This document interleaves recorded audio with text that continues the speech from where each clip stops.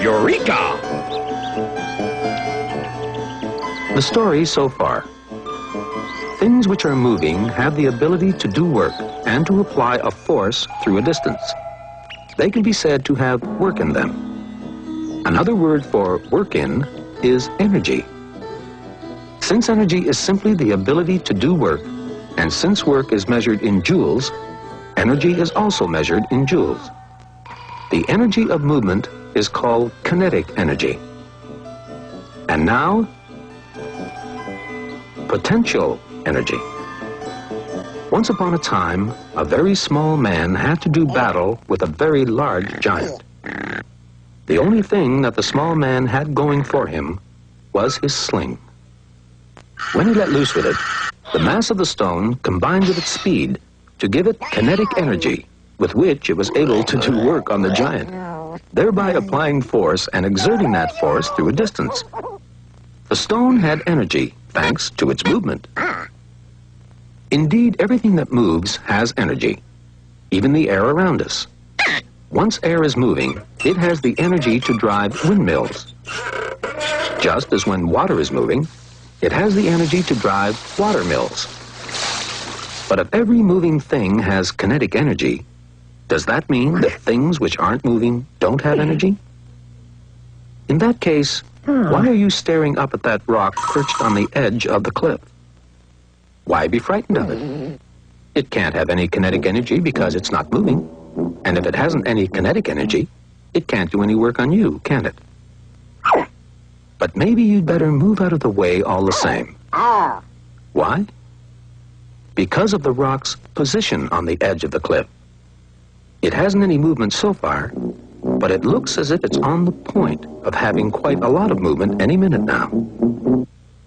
Because the force of gravity wants very much to make it fall off the cliff.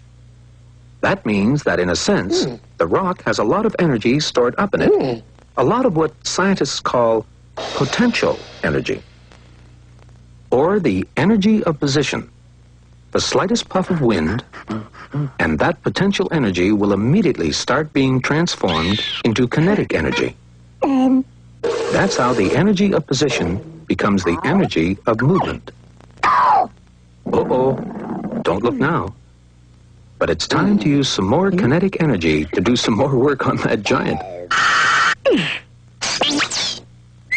Whoops. Hold on. What's happening? Let's do that again in slow motion. The stone lost more and more speed as it left your sling because of the force of gravity trying to pull it down.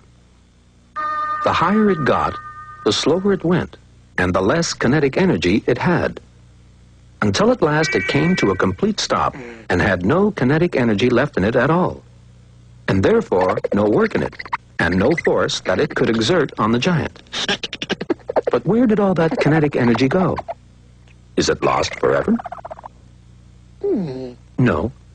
It's being transformed into potential energy. The work that the little man put into slinging the stone is now stored up in the stone. But of course, in reality, the stone only stops for a split second, and then immediately starts coming down again, until it has got back all the kinetic energy that it had in the first place.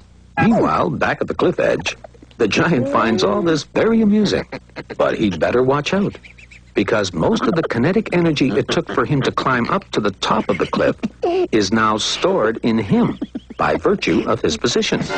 He's full of potential energy, just waiting to be converted back into kinetic energy any minute now. Timber!